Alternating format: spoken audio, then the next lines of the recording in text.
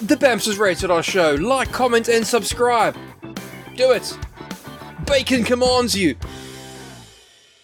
Hello, everyone, and welcome back to the Bamsters Rated R podcast. This is episode 129, the week of August 28th, and this week we'll be talking about Gamescom.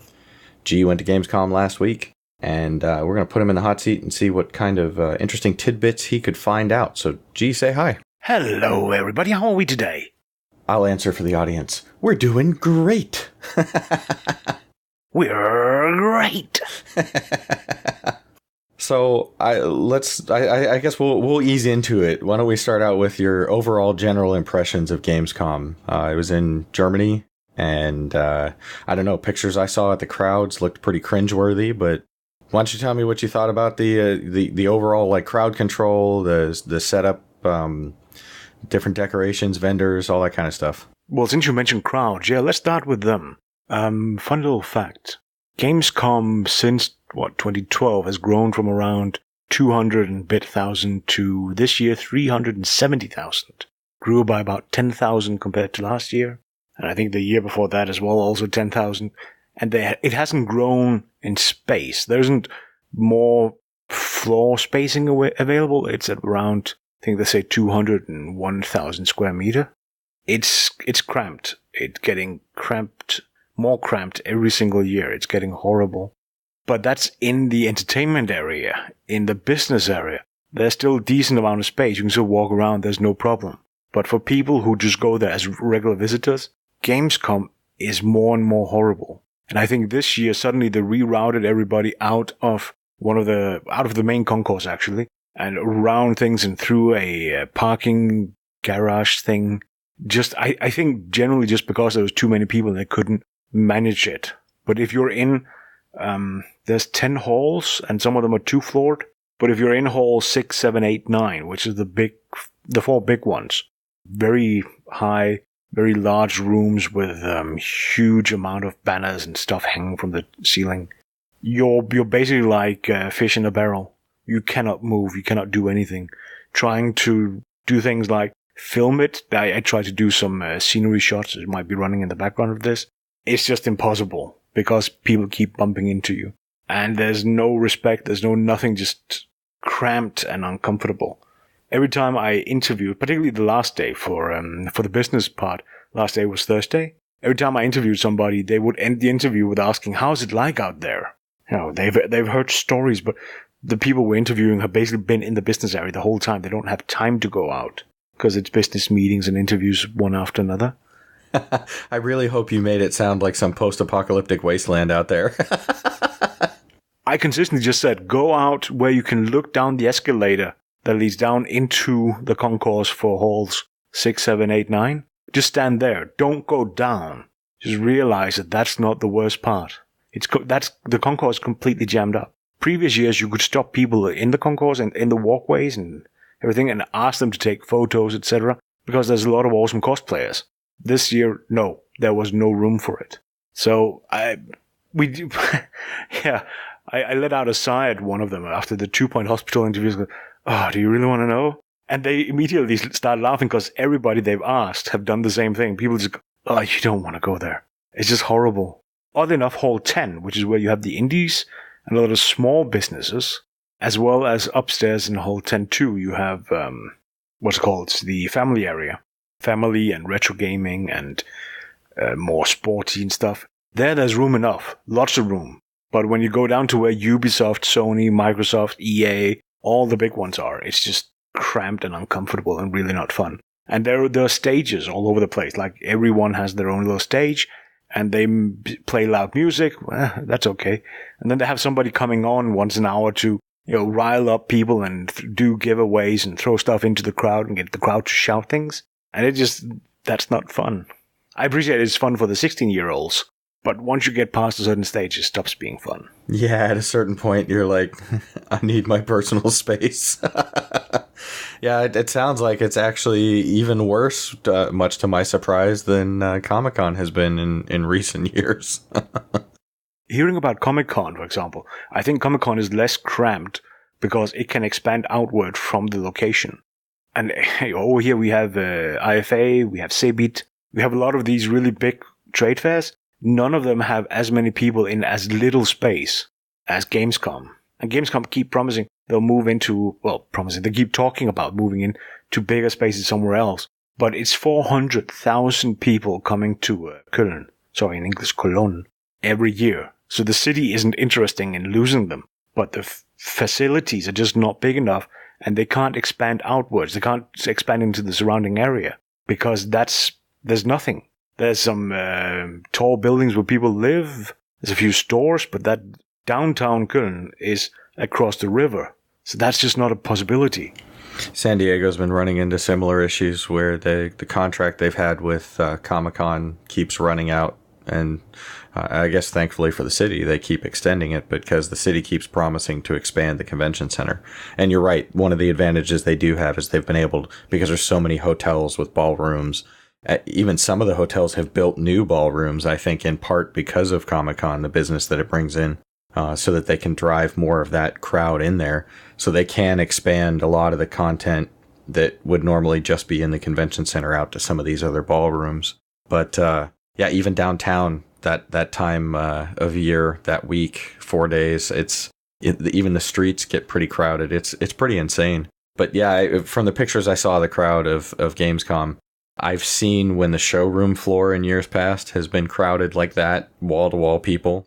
And I've been amazed that they were allowed to have that many people in there and that they didn't run into problems with like the fire marshal or something. But since they started expanding out more and more, it hasn't been as bad. It's still pretty cramped and crowded at times, depending on the day, but not as bad as what I was seeing through the lines as at Gamescom. Yeah, no, I've not seen anything as bad as Gamescom. And I'm also amazed the fire marshal allows it. But should we move on to some of the content from it? Well, yeah, so, real quick before we did that, were there any, vendors, food vendors, any of that stuff that caught your attention that was pretty cool? Food vendors. It's Germany. Everything was bratwurst. Dude, you're making my tummy growl right now. It sounds good. I don't know. I saw some of the stuff that you were posting with just in the chat about some of the different food and drink options and stuff. And I was just like, man, why can't we have beer tents and stuff at the conventions here in the US? Well, let's remember, for the regular people, for the small people, in between each hall, there's an open grass area. It's really, really nice, actually. You can walk out there. And there'll be various food vendors. And one had this huge grill dangling from a chain with coal underneath. That was in their little food van. You know, the little, what do you call them over in the US? Yeah. The little food trucks. Food trucks, yeah, that's what you guys call them. So they had a food truck that they could set up. And there's a barbecue in the middle of it with this huge, probably $1.20 circular grill on top of coal, and then further up they could put more stuff. So it was freshly barbecued food. And for the business area there was a barbecue garden, so you could get pulled pork, etc., smoked bratwurst. Beers were being sold everywhere. And of course, at the end, Tuesday, Wednesday, Thursday, at the end of the day, I don't know how much Thursday actually, but Tuesday, Wednesday, I know the Italian stand, there was an Italian entertainment business stand representing Italy, literally. They gave away pizza. The UK stand gave away Kölsch and Jägermeister. Kölsch is not the best beer, but it wasn't bad. THQ Nordic, at least on the Tuesday, had open bar. But this was all in the business area, of course. The Polish, there was actually 2 Polish stands, but one of them, the one that was the national Polish thing, were handing out vodka. So, in the business area, there was a party going from around 5 o'clock. Okay. Yeah, we better move on to the other content because I'm sitting here and my mouth is watering and you're making me jealous. But it was nice. I mean, I got free drinks in a few places, free energy drinks. It depended a little bit on when and where and what you did, etc. But you could get a little bit out of it. One swag bag. Which one was that? 1C Publishing. Their swag bag contained a beer and an energy drink. Yeah, as much as the crowds sound like a nightmare, I still probably think I'll have to make it to Gamescom one of these years. But only do it if you can get in as press or anything. Right. Don't go as regular people. Yeah. Man, that sound as holy enough. Wow. So, Tuesday was your first day there, right? Yes, showed up Tuesday morning, and I skipped the main intro thing where they also had there was a small award show, and then there was the opening ceremony. Actually, the opening ceremony was first, and then the afternoon, the award show. I skipped those. So what was your lineup like that day? Who did you get to see on Tuesday? Well, the first one was Godlings, which was a very interesting little dungeon crawl smashy thing. Imagine like a ISO 3D version of Gauntlet, except they were single player, because they can't fit in multiplayer. Well, they can, but it's a budget thing. They're not going multiplayer, neither couch co-op nor online. But you play as either one of 4 classes. And there's no real difference at this point. There's just visuals. Run around, chop things, but it's really difficult. So it's roguelike, infinite dungeon. It's really... It played nicely. It's early days, but for where they were, it played nicely. It's difficult as fuck, and the graphics are really nice. So, but the story is basically you need to collect these shards that you can then use to power yourself up and become a god. So you're a godling, I guess. You want to become one. And there's a fun little mechanic because there isn't stores like you're used to where you buy weapons, but you can use the shards that you collect to become powerful now, or you can use them to become powerfuler later. So there's this balancing thing. Do you want to upgrade now, or do you want to wait? How far can you wait? Because if you're dead, you're dead. So for the environments, is it just dungeons, or are there other types of environments? Or so it's a fully flat dungeon. There's no levels downwards. It's completely flat, and it's completely dynamically generated. But there will be different like areas of biomes inside the dungeons with different kinds of enemies. I think they said they're targeting 3 biomes on release, and then having more in the future, and hopefully a sequel where they then really dig into things. But right now, it's in about to hit early access, I think. What I was seeing was pre-alpha content. It looks really good. It plays well. And the name was Godlings. The studio is Fusebox. They're French. They're really nice people, and I'm already chasing them to come on this show, say December, and then hope that they have some release stuff in January. Ah, cool. Yeah, I do remember the video I saw. It looked kind of interesting. There's some nice... dealing with camera angles and the walls getting in the way, so there's some nice dissolve effect that removes the wall so you can still see what you're doing. Control the camera yourself with one stick and then move with the other. And then there's some nice combo effects and spending energy on advanced effects or just doing fast, slow attacks. So the combat is not simple. There's some complexity to it, but it's simple enough in the beginning. Easy to learn, but hard to master, is what it sounds like. Something like that. The other one was Shadow Awakening. Calypso Media, Games Farm. Calypso has been awesome letting us join them for this one. I sat down with the lead dev of Shadows Awakening. It's a game where they released it originally, the Polish company, released it as like a book 1, book 2, but they never released book 2. So they've gone back and re-released the whole thing, books 1 and 2 as one single game, this time under Calypso Media. And it feels really nice. It's this whole, you play as a demon, and then you are in the demon realm, which is parallel to the real world, and you can get souls of... yeah, that's the awakening part, I guess. You can get souls from people who have died in the past, and reawaken them, so you control those in the real world. And the one I saw was like a woman that had been dead for 300 years. The demon awakes her, and then they head to a city where she used to live, and she's completely confused because the city is no longer the way she remembers it. So there's a lot of dialogue on that as well. Oh, that's interesting. Yeah, the demon has its own quest, but then each of the characters that it wakes up and kind of joins into its party, they have their side quests, and you kind of have to choose to focus on one or the other. And as you play, you can either do bad things or good things. Like at one point, somebody killed his wife and asked you to help dispose of the body. If you do that, you're doing a bad karma thing.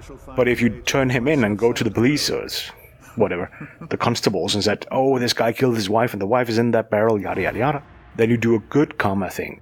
And that karma is like 4 points. You might know something similar from Mass Effect, etc. And it affects your dialogue options further on.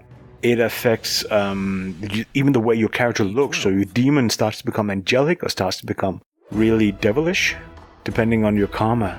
The game played well. The graphics are pretty awesome. The story and the setting is actually nice, and the way they have all these characters that are being added to your repertoire. You're not playing as anything more than one at a time, but those characters bringing their own side quests and everything, it seems really nice. And for people who like RPG and who like storytelling, this one seems quite nice. It's very hack and slashy, but I liked it. I want to play that game.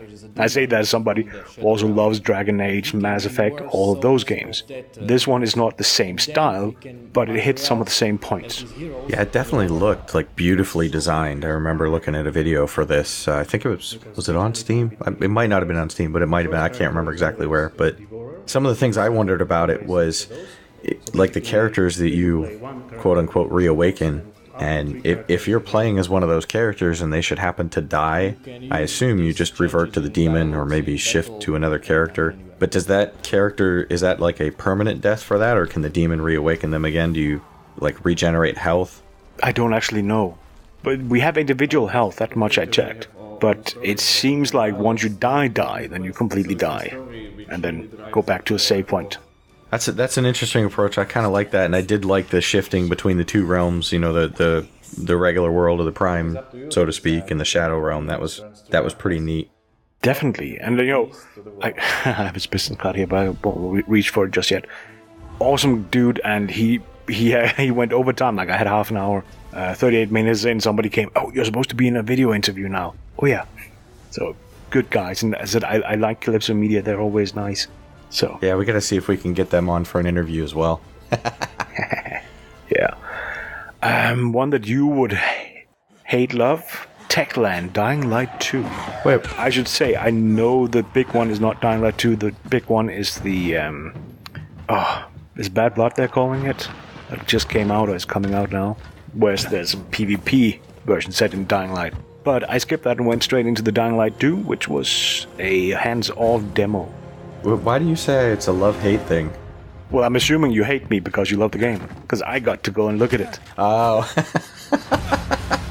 Yeah, okay, because the way you said that made me think you thought I had a love-hate thing with the game. I absolutely love Dying Light. That game was a lot of fun to play. I adore the freedom of movement, being able to just, run around and the whole parkour style.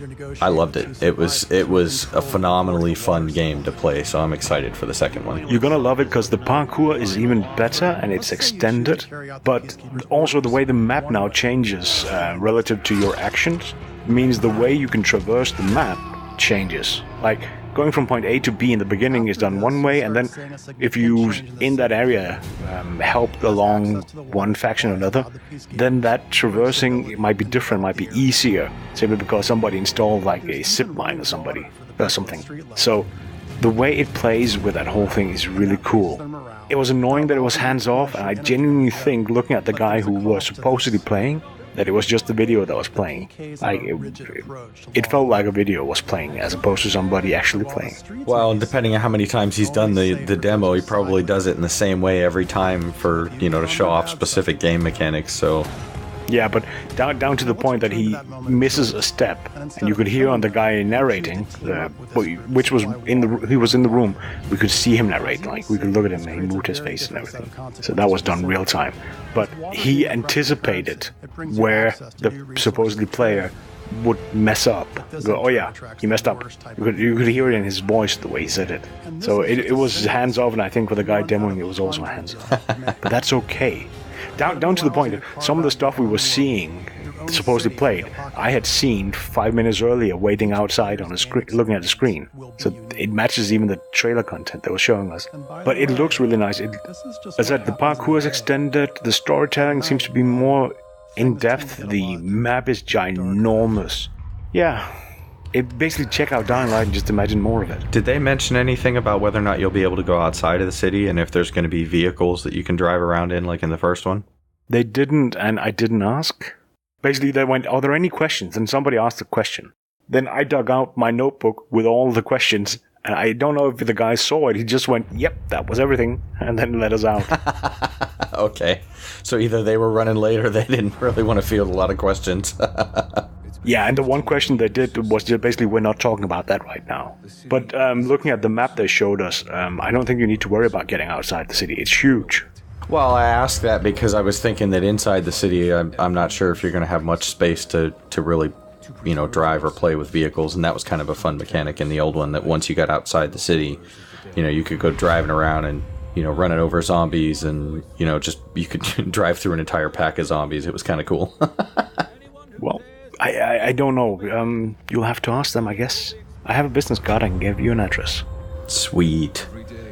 Did they mention anything about releasing on other platforms? I know I've seen it being released for PC, and I think the first one came out for Mac and Linux as well. Nope, they didn't say anything. Okay.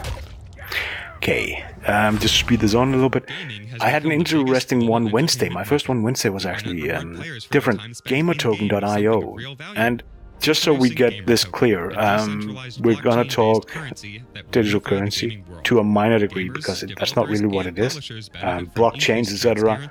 But this is not Bitcoin. This is not buy all the graphics card and mine cryptocurrencies. It is none of that. Just so we get that clear right away. And also, I chose these guys to talk to because I went through. There was like who's presenting things, who's showing things, who's exhibiting. And there's something like 5 other companies who deal with the cryptocurrencies, blockchain, all of that stuff. Some of them looked a little bit iffy. But Gamer Token were basically the ones that caught my eyes being the most interesting of the lot. Now, what is it? Gamer Token, Token is a fun name for it though. They have this idea that we get digital assets in video games. And we talk about, you get a unique skin. Yeah, you and 10,000 other people get a unique skin. So it's not really unique, right? It's rare. But how do we actually track unique and rare and very rare things in games? We don't. We trust that the company who implemented it only gave the skin to so and so many. But we can't do anything after that point. There's no actual system supporting the concept of rare and unique in video games for digital assets. And it's the same problem you see in the real world where they go, okay, we don't really have stocks, we don't have the piece of paper for a stock, or deeds are still paper, but what about digital deeds? A lot of companies are investing that part of it in the finance world. But Gamer Token then go in and say, well, can we put the existence of all this stuff on a blockchain like Ether? The Ethereum blockchain. Can we put stuff on there? Well, they can. And they're building a solution where game companies can go in and say, yeah, your skin or your model or whatever it is, your digital asset is unique. And you can possibly even sell it, you can trade it in one form or another. And it's being tracked on a blockchain. It is handled through the system. Perhaps you can create a unique skin, not necessarily quite Second Life-ish, but you can create some kind of asset that the developers then put into their game, and the existence and ownership of it is tracked again on the blockchain. And there's some options there that become quite interesting. Yeah, when you posted that you were going to go see these guys and I looked it up, that was the first thing that I equated it to was like the different types of Bitcoin and whatnot. So one of my big questions was how stable was the currency that would be involved with this stuff, because it made it sound like you would be able to use like real money to buy digital funds to be able to purchase this stuff, and then also it sounded like too that you were able to earn currency by playing games and unlocking achievements in those games, if I remember right. Yeah, so I don't want to spend too much time on this, just kind of want to brush over it. I'll do something a little bit more in depth on what all this is, but yeah, there'll be what is called initial coin offer, where you can help them. You can basically invest and you get some gamer tokens, GTXs, and you can spend those on buying skins, etc. Or game developers, when they sign up, they are given a seed fund of gamer tokens that they can give out as rewards. Win a weekly competition, and here's some gamer tokens, or here's the skin, and that way these tokens get seeded. Precisely your value and financial stability, these are not fiduciary instruments. Bitcoin is a fiduciary instrument. They are not a currency per se. Bitcoin Cash tries to be.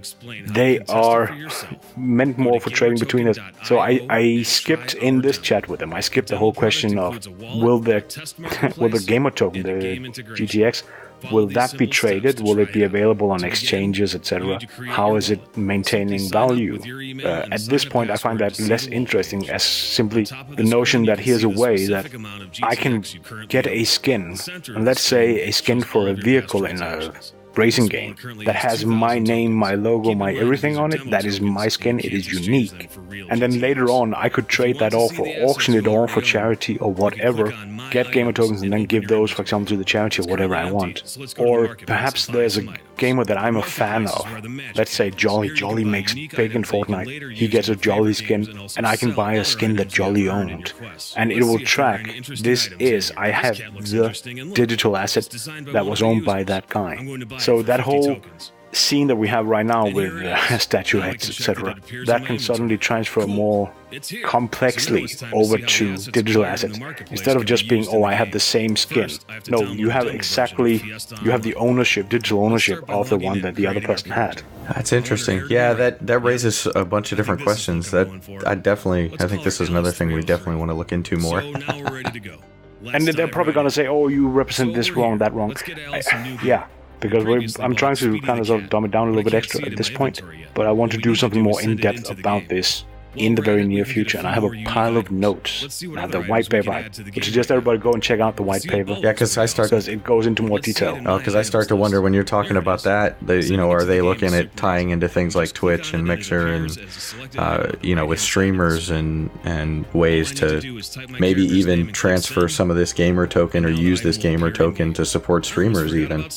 So there's something there.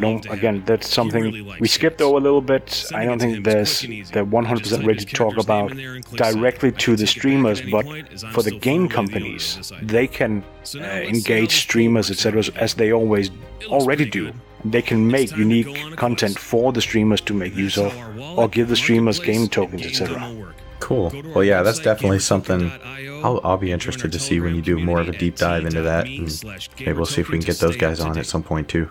Yeah, but for now, they have an ICO coming in about a month's time, and they have some announcements in the next week or two, so, stay tuned for more from them. And notice that they're doing an announcement about partners first before the ICO. I think that's one of the big ones, because there's been a few who's gone out and gone, we have an ICO and we have plans. Then they get however many millions of dollars through the ICO, and then disappear. These guys seem to be taking the right steps.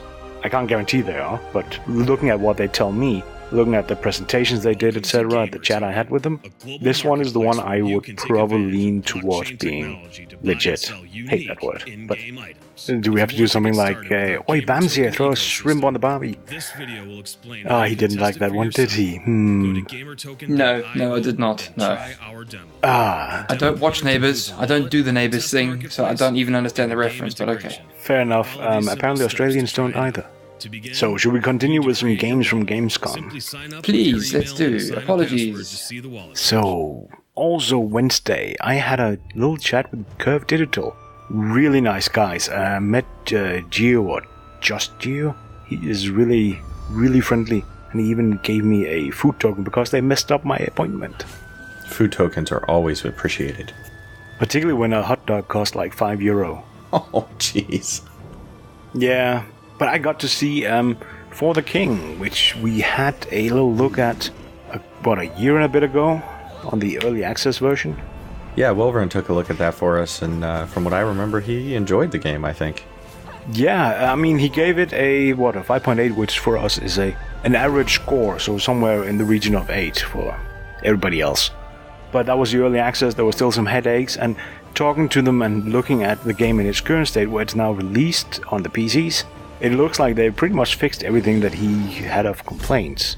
The game is still effing hard, even to the point that I tried it, this latest build, and the developer was standing next to me and said, I've never seen the game do that.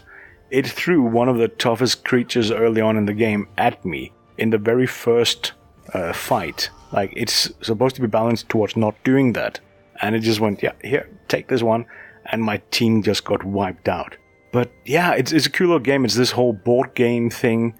You can play 3 people, one controlling each character, and run around solving a story that is... The story itself is fairly static, but the game is dynamic. It makes a new board, it makes a new layout of enemies, etc. every time. And yeah, permadeath. So when I wiped completely. How does co-op different from single player? Like, how does that function? It doesn't. Basically, you have the 3 characters. They take turn to move. Single player, you control all three. 3-player couch co-op, each person control one. And whoever ends up in the fights, because you can take, other players with you into the fight, well, then you, inside the fights, also take turn. But overall, I mean, the turns themselves, the movement, everything is fast enough that it's not a problem. It's not like you sit and wait for an eternity for somebody to finish their turn, like you might in some other turn-based games. You only have that one character that you're moving around. That's kind of nice. That's usually my one complaint with co-op turn-based games is, having to sit there and wait forever. And while it doesn't sound like they're doing modding per se, there are now settings that allow you to change how the game runs, to change difficulty, etc. But then in turn, you get less points, and there's these points that you have to collect throughout playing the game, and across gameplays, which you can then buy new characters, new classes, so you can play as something else. Like you can play as a busker. I'm not entirely sure what that's gonna do, but it's there. But yeah, there's a new DLC for it as well, so people who played it in the past should definitely check out the new DLC, and if anybody who likes board games or turn-based games should check this one out, particularly if you like the hot seat coach co-op kind of style. It's I said Wolverine gave it an average score, but it looks like a really nice game, and except for the fact that it was absolute asshole to me, it seems like a really nice game. Well, sweet. I think that you got a chance to look. Was it more than one with those guys, or was it just that one? Oh no, Curve and the PR company gave me a chance for a couple of games. So I also looked at Velocity 2X, which is the sequel to Velocity. It's been out for a little while on the various platforms except Switch. So the reason why I was checking it out was because of the Switch version coming out. There's a separate story around the Switch version that basically they're banking the company more or less on it, because they gave away Velocity 2X as part of PlayStation Plus at one point. It means everybody on the PlayStation has it more or less for free. That didn't quite earn them enough money, and there's some earning potential. It's a good little game, it's fun to play, but the majority of people who would play it have it, so they kind of need people to pick up the Switch version. There's a whole Twitter thread on this little headache of theirs. But the interesting with the Switch version is they actually just took the PS4 version and ported over. So all the graphical improvements they made for the PS4 version are also in the Switch version. Whereas, for example, the PS Vita version has the worst graphics because the Vita is just not as powerful as the Switch. Yeah, I do remember looking this one up when I saw that, we were going through the list of stuff that you were going to go see. And to me, it looked like some kind of mashup of like Metroid and Galaga. Where you've got parts of the game where you're running around as a character, a 2D platformer, and then you've got other parts where you hop into some kind of ship and flying around, shooting at everything that comes at you on the screen. It looked like a pretty cool concept. It is. Like, the original was just the shoot 'em up, vertical scrolling shoot 'em up, with the teleporting and everything, and the whole idea that you have to move fast, it's a timing thing, do it as fast as you can. And in this one, they then added the platformer. And I like that you referred Galaga. R-Type, I think, is more the one they base it on. But yes, one of the cool little features is how in one mode the foreground is bright and the background is dark. And then in the other one, the foreground is dark and the background is white. It swaps those two around. But it's still keeping that whole very high contrast. So you can react just to the shape of things as opposed to, the colors and everything. It works nice. The controls, though, for me was difficult because that was literally the first time I ever played on a Switch. And it took some getting used to. I did not play very well. I think the guy demoing it kind of noticed, but he kept encouraging me. Very friendly, let's put it that way. But I like the way there's these little teleporting jumps you can do to teleport into a room in the shoot 'em up mode and then teleport out and pick up things. And you have to shoot things to pick up, they call it survivors, i.e. people in little light pods.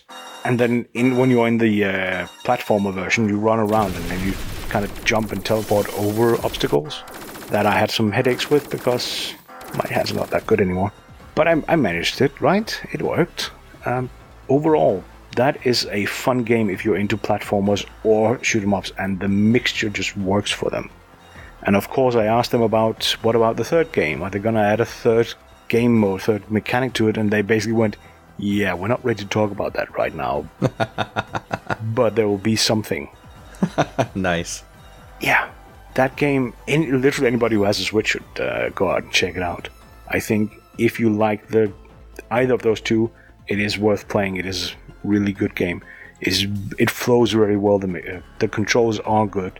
The limitation was my hands and me being old as fuck, not the game. The game really played well. Well, other than the issues that you suffered with, how did you enjoy your first experience with the Switch? That was okay. It's too thin for my hands. You know, some of us have big hands.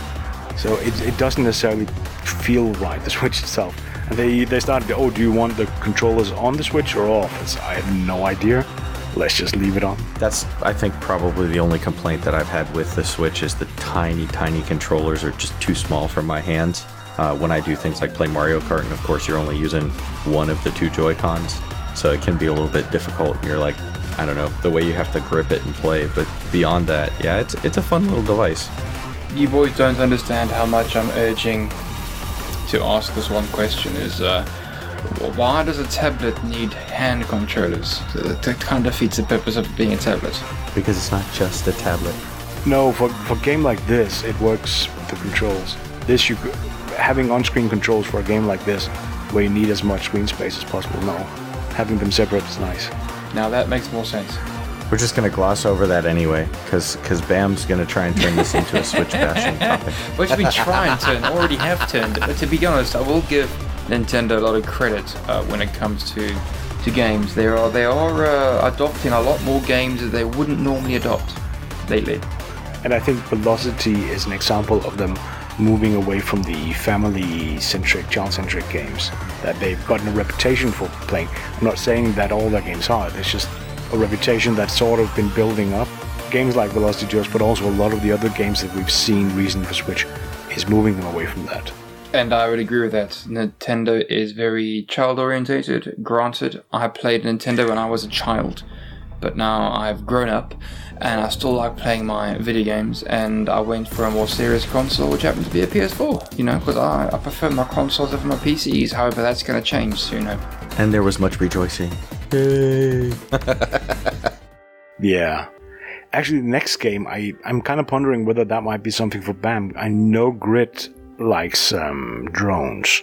The idea of flying drones, even if he doesn't seem to want to get into it. He seems to like drone racing to watch. Don't know what's going on there. But Liftoff by Lucas Studios kind of blew me away. It is a almost perfect little drone racing sim. And I say almost because there's always some part of physics that goes a little bit off. But it is a drone racing sim. You can play with regular controls, you can use an actual drone racing controller connected to a computer and then play. The main difference is left stick doesn't jump back because you set speed and then it stays in place, sort of like a hot ass throttle.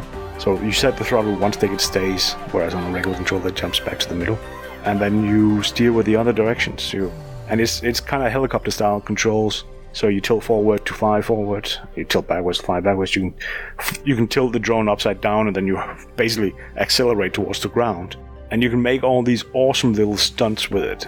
It's fun as fuck and it's difficult as all hell. Sounds like flying an actual drone.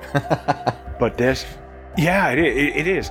And that's the thing. This sim, which is a game, you can race and etc. It's being used by actual drone racers to play and to practice because it's close enough. And when you build a drone inside of it, you have all the different bodies, you have all the different propellers, you have all the different battery packs. All of them are just like in real life, down to the branding, etc. The people who make this equipment have it added to the game. And then the game figures out, well, your drone has this much lift, this much weight, this much weight forward, backward, etc.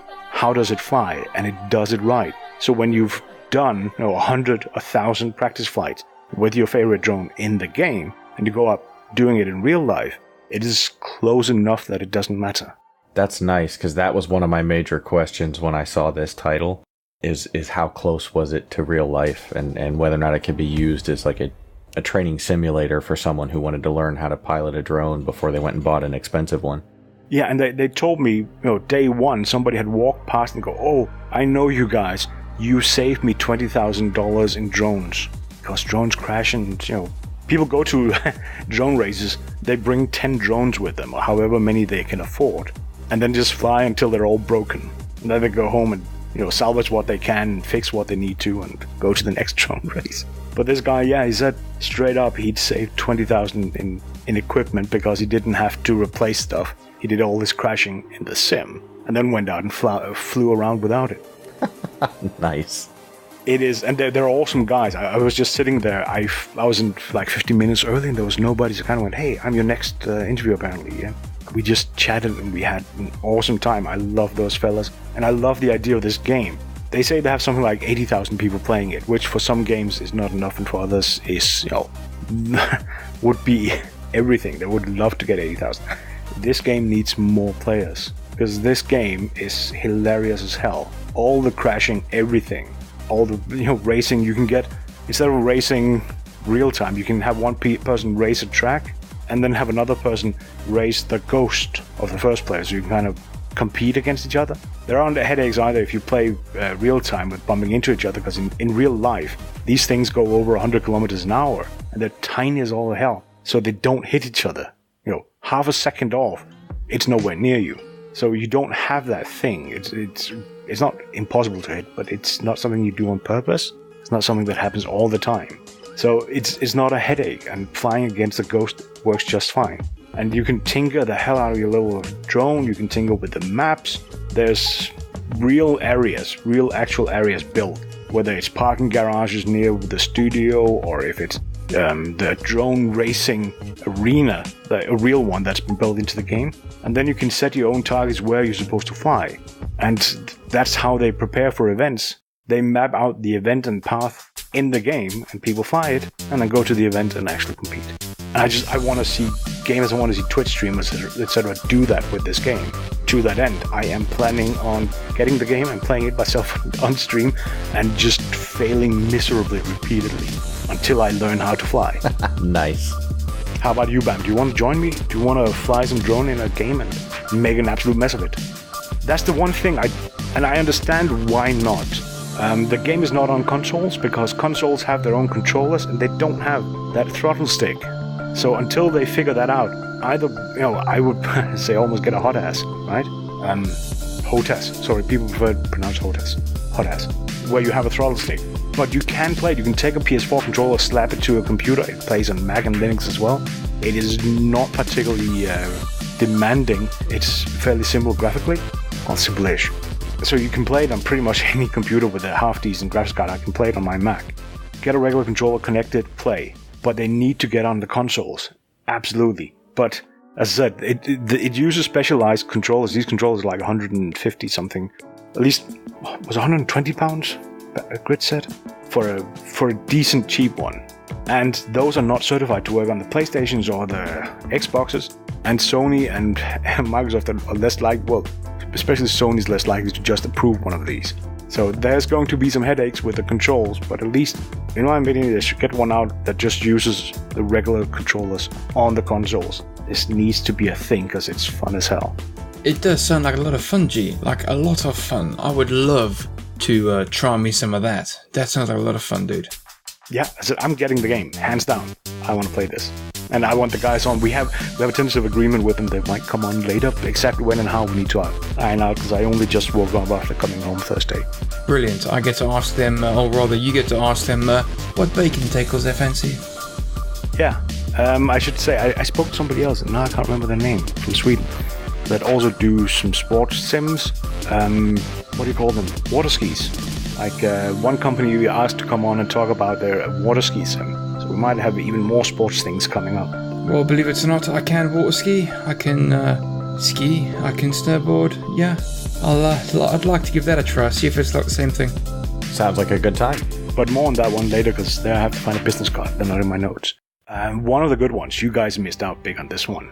1C Publishing had us come in. I showed up Wednesday at 5 o'clock, and by 7, half the people there were drunk. And basically, yeah, they had us in. They said, here's a demo of the games we talked about, plus our unannounced games. And then just let us into a room with a bunch of computers and developers. And you just walked up to a computer, started playing, and the developer would show up and start telling you about it. That was cool. Drac, I'm getting the distinct impression here of G basically, how do you say, being quite juvenile about this, the whole experience at Gamescom. Is like, this is what I did, and this is what you guys missed out on. This is what I did, and this is what you guys missed out on, and this is what I did, and oh, guess what? You guys missed out on this. Thanks, G. Thanks. Oh, yeah. No. I made the mistake earlier of asking him about food, and he was talking about some of the different food trucks and stuff, and yeah, I'm just sitting here like practically drooling. Well, I give the Germans one thing, right? They can make a good strudel. They can make a good Sorry, I've got food in the brain now. You said food, right? I want me some chicken noodles, right? They make a good strudel. They make some good sausages, dude. Some really good sausages. So yeah, I'll give them that. And and then beer. They're okay with beer. The beer they have is okay. Most of the beer we had while at Gamescom were actually from Czech Republic. At least the beers that were given out in various places. Like, as I said here, One Sea Publishing gave out a swag bag that contained the beer. So, yay. The Czechs have a god dedicated to beer. I believe his name is Radagast, I think. Yes, it is. Yeah, I think his name's Radagast. So that was actually, as I said, it was also the way they came in, and they also went, do you want an energy drink? Do you want beer? Do you want sandwiches? Do you want vodka? Because we're Russians. One Sea Publishing is a Russian company. And they just admitted, yeah, we're Russians. Do you want vodka? Yes, please. I was going to say the only answer appropriate to those kinds of questions is yes to all? Hell yeah. And I didn't bring the cans with me. They were awesome. Like, so I looked at 4 games there. Eternity the Last Unicorn, Religion, or Religion, Ancestor's Legacy, Stygian, and then the big one, the 5th one, because the one we didn't expect, Devil's Hunt. And they had taken logos and stuff from these, like, posters, and put them on the cans, so the cans were themed. You couldn't tell what beer it was. Just, it said, yeah, it was made in Czech Republic, and then the logo from the various games. It was really awesome. But to go through them, like, really quickly, Eternity Last Unicorn, a classic style RPG, third-person view, fixed camera style, think early Final Fantasy games. Very much in that, set in Elfheim, Nordic mythology. So you can imagine me standing there, a little chubby Scandinavian with red hair, red beard, braids in his hair, everything.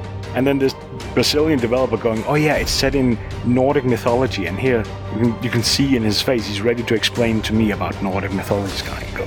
Me just pointing at my braids, are you sure you want to do this?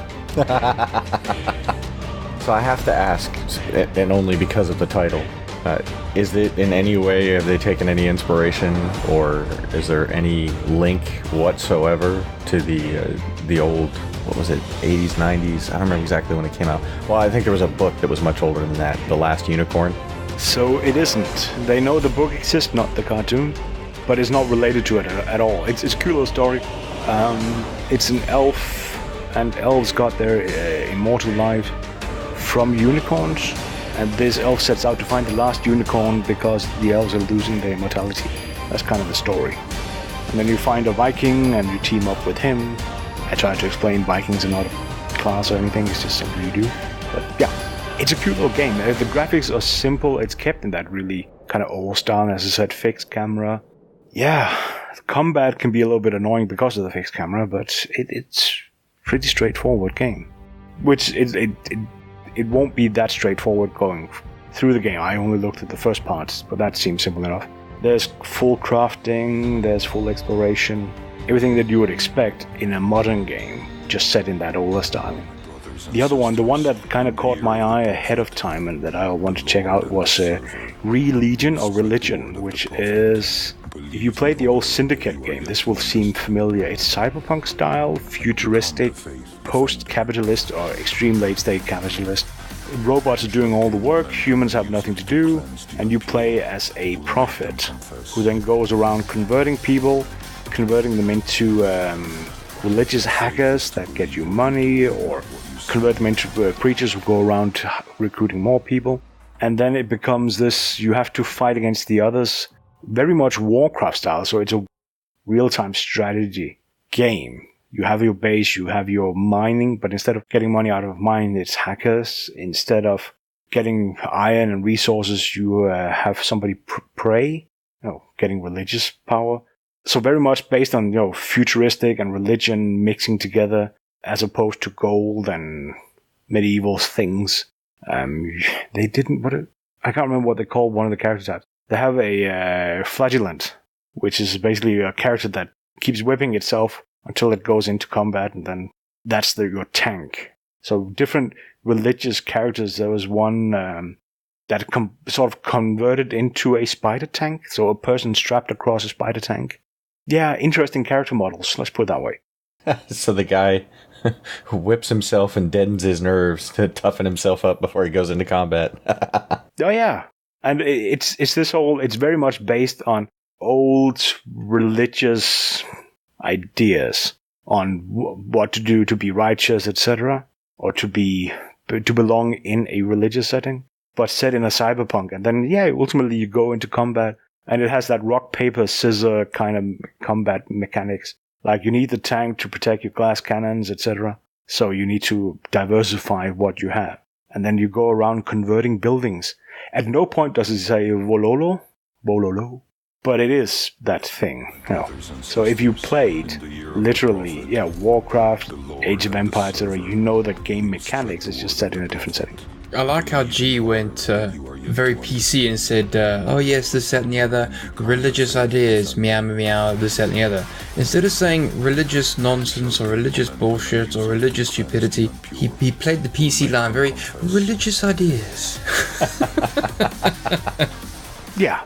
One I think, Bamm, you will like, Ancestors Legacy is a combat sim, medieval style combat sim, where you explore, Battle of Hastings, some of the Prussian Wars, about 1,000 years ago, Lindisfarne, etc. So, military campaigns 1,000 years ago that are historically correct to a certain extent.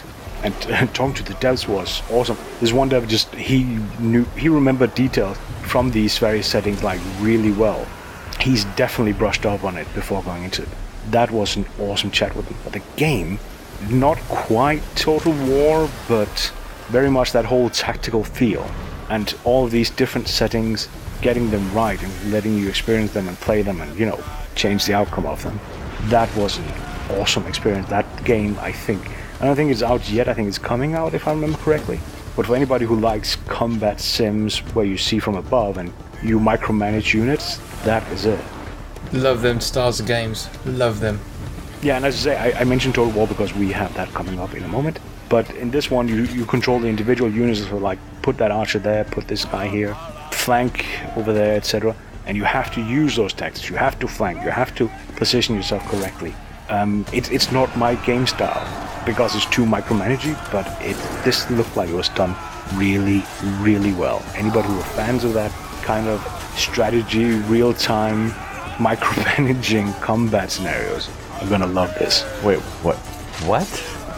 That's like seems to be your preferred game is management sims, and this is too micromanaging for you? Sims. I like sim games. I don't like micromanagement sim games. No, I'm actually agreeing with Drac on this. You're the guy that tends to rattle on about micromanagement and sim games, whatever have you. This is the kind of game that piques my interest. I like it, and yet you don't? What's going on, G? Where's G? This isn't the G. What?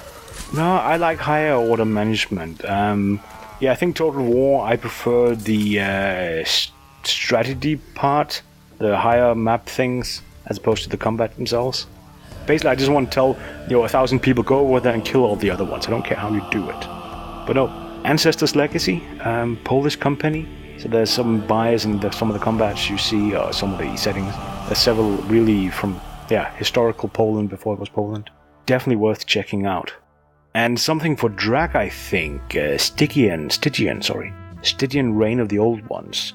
Lovecraftian setting where, 1920s-ish, the old ones, Cthulhu, etc., they came through. World has been rendered.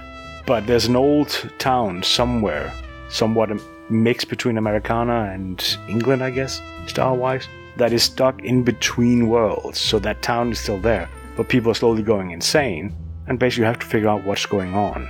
And it's point and clicky, yes. It's turn-based tactical, yes. It's weird visual styles, but it really works, the visual style for this. considering the 1920s, considering the turn-based, etc., and the Lovecraft style. Anybody who's a fan of Lovecraft needs to check this one out, Stygian, Reign of the Old Ones. Yeah, I can't put my finger on it, but there's always been something about that particular style, the kind of like almost horror madness, 1920s era, that I do find a little bit interesting to play through those types of games. I said, this one's for you. Check it out. I think you would love it. And of course, they promised a big announcement, and they did. Devil's Hunt, Laopi Games, and 1C Publishing. Somewhat hang-slashy exploration game where the CEO of Laopi Games have written 3 books set in this world of a character who, I don't know if he's becoming infested or what, but he's at least becoming somewhat demonical, and he picks up a fight against both heaven and hell, primarily hell in this case, hence Devil's Hunt. And they basically said, well, that's all awesome that we've written books about it. Now they're making a game based on the books, which to me shows just, games are at a point now where we can tell stories just as well as books if we want to. And here's a guy doing it. No, I disagree there. Games have always been a medium to convey a story, an emotional point of view, all those sorts of bits and pieces. They didn't just suddenly become. They have always been. I mean, look at Castlevania, look at Mario. Mario is a very basic interpretation of what I've just said. Boy rescues princess in a tower, guarded by a dragon. That's a very basic interpretation of it all, right? But games have always been a medium for conveyance and storytelling.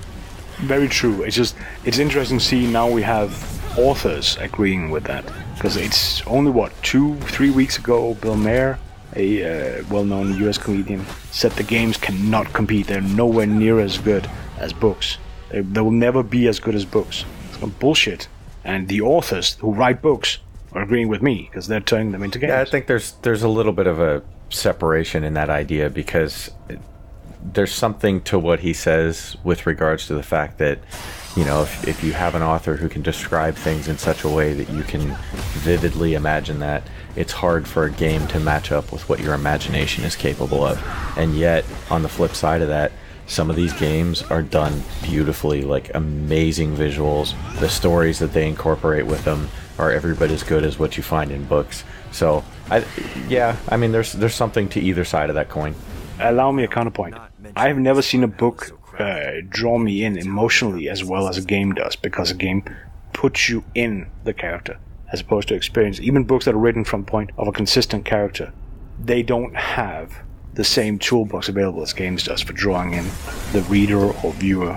I definitely think you're more actively engaged with a game than you are with most books, for certain. And therefore I will argue again, you are more emotionally engaged once you get engaged with games, which is also why we see the level of hatred and reactions when games deviate from what people expect is higher than when a book comes out that deviates. People are emotionally attached to it. I'm not saying there's no emotional attachment to books, but I'm saying people get more attached to the games than they do to books. Yeah, makes sense. So, anyways, Devil's Hunt, you play as a character. He gets some kind of infested with evil or devil or demonical power, and then you hack slash through a bunch of monsters, and that's kind of all we know at this point, because everything was pre-alpha, very small demo. They weren't willing to talk too much about it. The game gave me, we talked about this earlier, Drac offline, the darkness, Spawn kind of feel, with the setting of the hero at least. Visually, I would argue there's been some liberal borrowing of Dragon Age Inquisition in some of the enemy designs, but I talked to the graphics artist, he argued there wasn't. And there's some interesting, they seem to have been designing this towards the enemies being somewhat random in their outfitting, so some can have heavy armor, some can have lighter armor, while still being the same kind of enemy, and that it affects how they play. Gameplay wise, it was fairly smooth, but it was very boring, and I think that's because it is early alpha, that was all they could show. And one of the mechanics in a brawler kind of game, this was third-person brawling, dodging just didn't work in what they set up. The controls for dodging were terrible, but they recognized that. They've been told by other people already by the time I was there, and they're going to work on it. It's pre-alpha, so they have enough time. The game is targeting December next year, So basically next Gamescom we'll see a much more polished game further along, etc. But people who like these minor exploration, walk up to an enemy, bash them a lot, get into a little arena, bash people, are going to like this. And I think, it's a tough one for them to be in, because God of War basically does this to a T. All the games similar to it does this to a T. It's not a fun arena they're stepping into, but what they've done so far looks good. It doesn't play well enough, but they have a year to fix that. I think this could be a contender. Nice. And I guess, at least from what I'm seeing in the notes, that wraps up your Wednesday. So I guess we move into... Yeah, and we're already at the hour. So now I guess we move into Thursday. Would you get a chance to see that day? The Thursday was your final day there, right? Yes. And the ones that I kind of had pre-scheduled were kind of awesome. We got to see Total War 3 Kingdoms. Got to talk to them. I got to try the game. And then have a chat with the devs. And because another guy messed up his schedule, I got dragged in. Literally, I was supposed to have half an hour to play the game, 15 minutes to do some follow-up prep, and then a meeting, right? The interview. And they come out and go, oh yeah, the other guy who was supposed to be in now, he's not here. Are you okay with doing yours now? And here's the thing, you don't say no to PR. You just, not when you're us, not when you're small. You kind of go, yeah, okay, sure. So my prep in between the two was terrible. And it kind of rattled me a bit doing that. But I'm a sucker for the Romance of the Three Kingdoms. I'm a sucker for that era. Yeah, about year 180 to 260 in China. Eastern part of China, northern part of China. And this is finally a Total War set there. The first Total War was Shogun, Japan, then you had some European ones. Now they're finally doing the Three Kingdoms. And they're doing it both as the Romance of the Three Kingdoms and as historical Three Kingdoms. You can choose between them. And if you do the romance model, then your characters become these larger-than-life superheroes that can scream a person to death. They can't in the game, but that's what they do literally in the romance. One of them does that at some point. And you get like this hero mechanic added to the game, on top of them just being generals. Suddenly become, the brother and sister and how they interact, etc. That to me looked like it worked really well. I know a lot of people worried as fuck about it, but that looked really nice and it seemed to play really nice. That was one of the things I wanted to ask you about, because when I watched some of the information about this ahead of time, there was a lot about that new mechanic where it would kind of pull you in, and it would be these two generals against each other, and I was curious how that worked and how it affected the rest of the gameplay. I'd say it works well. So the demo they showed us was the... Oh, that's the Sun brother and sister. What are the names? I can't remember. I suck at this. I suck at names, sorry. Basically a brother and sister. He's tactical, she's combat, she's a vanguard. And she has like 3 hard shots, they're called.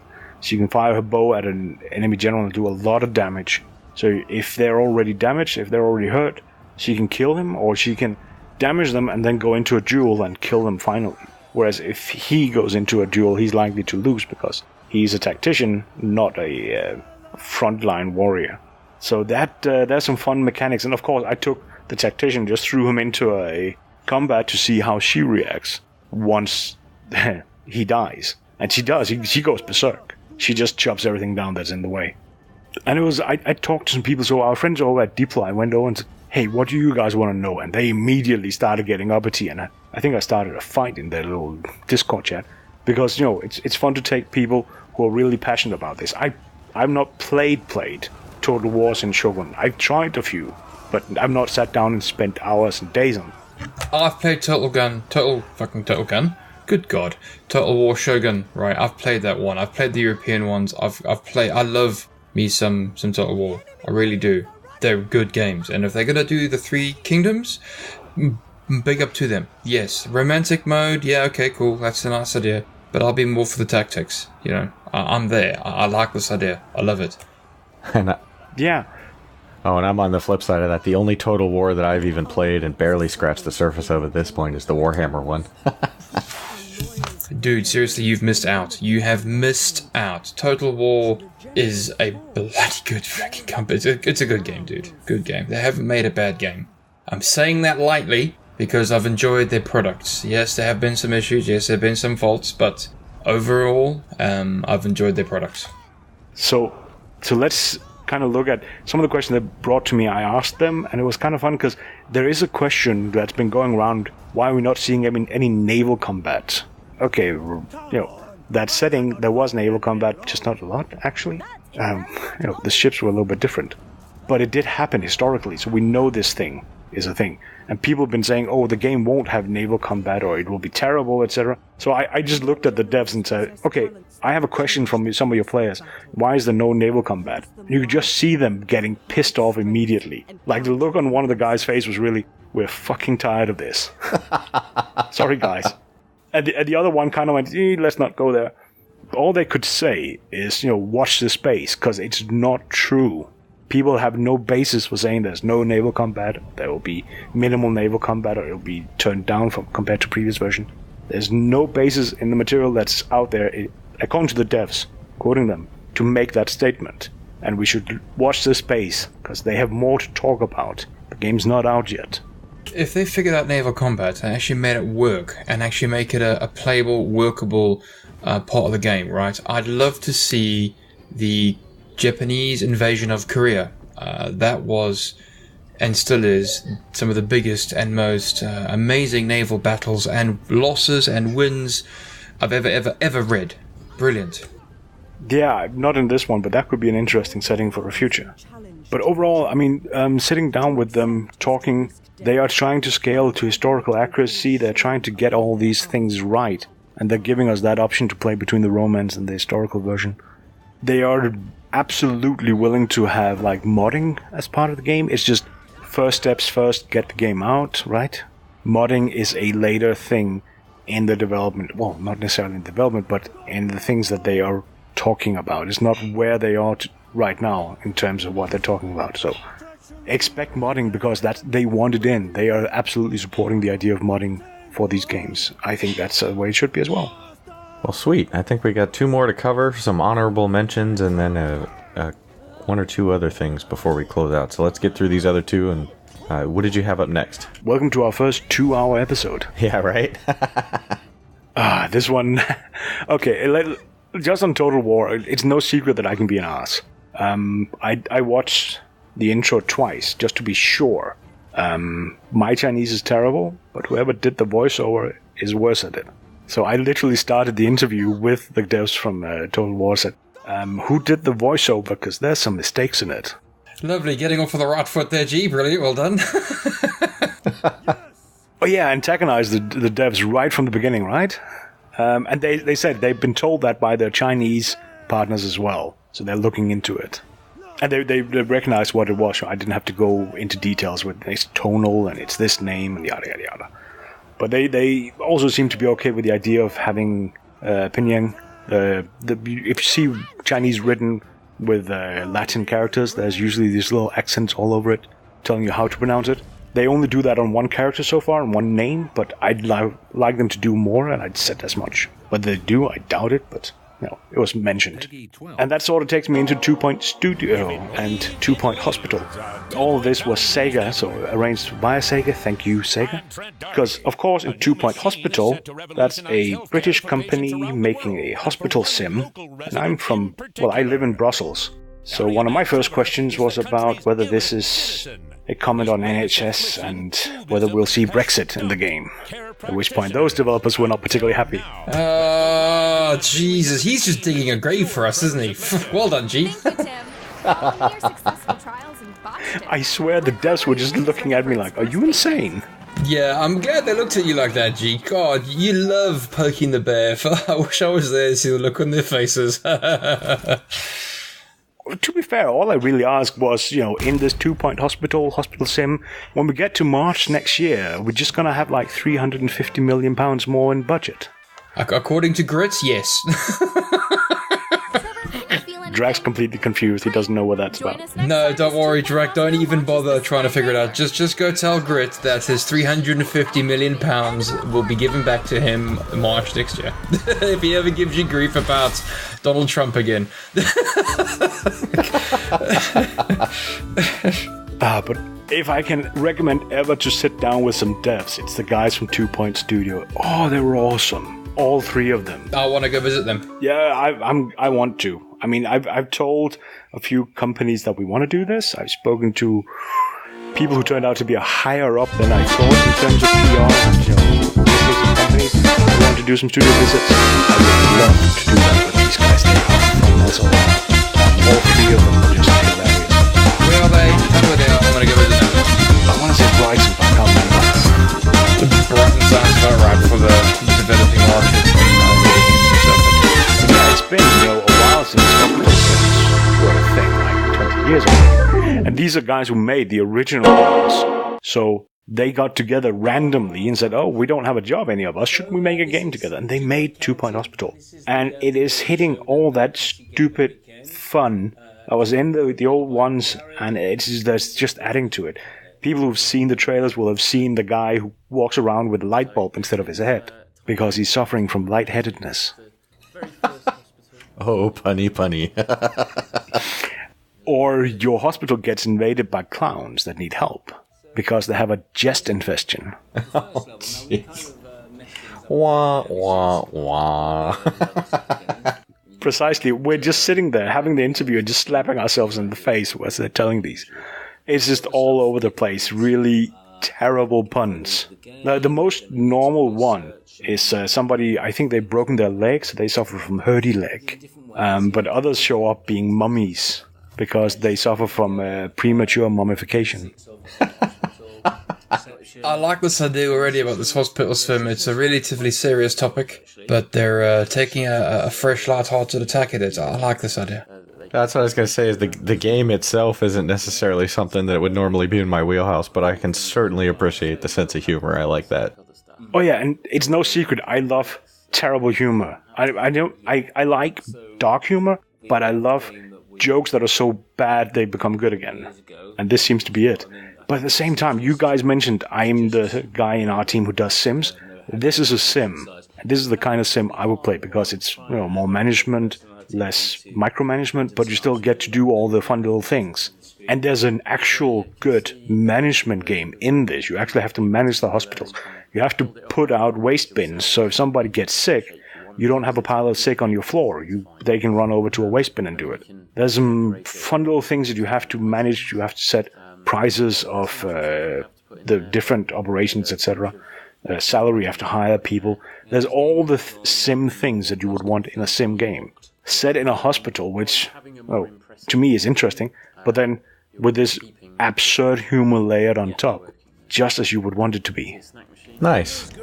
Well, cool. I'm looking at the last one you had on your list for Thursday that you got to see and do an interview for. And at least in the notes we had ahead of time, this was the unannounced game from QC Games. Did you offer any suggestions for names? So no, I did see the notes you gave me, which was all, why don't you have a name for this? Are you going to release a game without a name? Do you think it will sell well without a name? No, I'm not going to ask those questions. I will say I did give you the disclaimer ahead of time that since we didn't have any information on that was just me having fun with you. I like what they showed us though. They announced the game, what was it, Tuesday or was it Monday? I think Monday they announced the game, Breach. And then we had our thing Thursday, but in between I had no time to check out the game. Like I sat down, they went, so did you check out the game since we announced it? I've been traveling since then. No. But it was total chaos. Like I mentioned early on that Hall 6, 7, 8, 9 are just terrible, don't go in them. The schedule literally say go to Hall 9, 1 and go to this point. I'm walking in these masses of people, not able to get anywhere. Oh, there's the waiting line for people trying to get in and try the game. Just walk right past them up to the front and wave my little press pass around. So yeah, you're coming this way. Okay. It took us into a air-conditioned room, the only one in all of Gamescom. And me and another guy, I think they planned to have 4 people in at a time, but we were the very last ones on the very last day. They sat us down, talked us through what the idea of the game is. We sat down and played it, and then could ask a few questions. And the other guy was this really timid, I think young German guy. I'm guessing he's a YouTuber or something. I didn't want to just steamroll him and start asking a lot of questions, tried to give him some room to also get some in.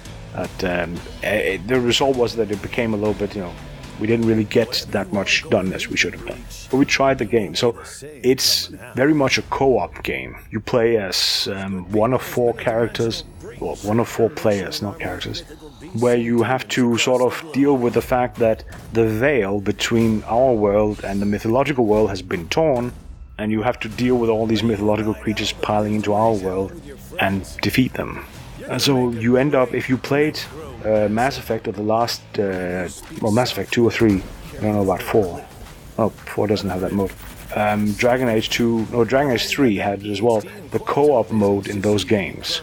It's very much similar to those, where you go from region to segment to segment on a map, and you have to do something, fight some enemies, and then at the end of all these segments there's a boss fight, and done, right? Basic co-op, very straightforward, but there's an enemy who's either AI or player control can play against you, and can, drop bombs, put it down a prison, spawn a mini-boss, or just take over enemies and buff them and control them directly if you're a player. So you can get this asymmetrical PvP going, even though it's a co-op game. They didn't seem to like that I called it asymmetrical, because you can play 1 versus 1, but that's kind of where it is. It is an asymmetrical thing, because even when you play one player, the other 3 slots gets filled out by AI. And you get to play, we played in Tokyo in one of the maps, I think. We played in Egypt. So you get to see these different mythological creatures from the different regions that are fitting, but the game still randomizes. So if you're in a region, like if you're in Egypt, it still randomizes 4 sets of enemies out of a larger set, so you don't get the same enemies every time. And you then choose your classes, not your characters, but your classes that you then play as. And you can be a healer, you can be a sniper, you can be a tank, you can be a DPS, whatever you want to be. Nice. Wow. Yeah. The thing is, I think this game is gonna fail.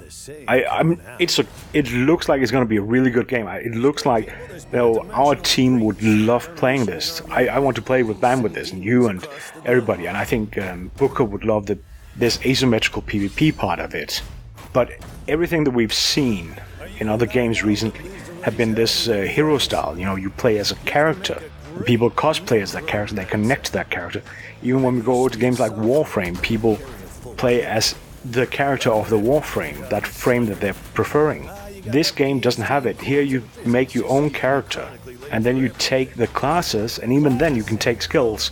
So even if you choose the Arcane Mender, the healer, you can swap out all the skills to non-healing skills. Basically anything else that is also arcane.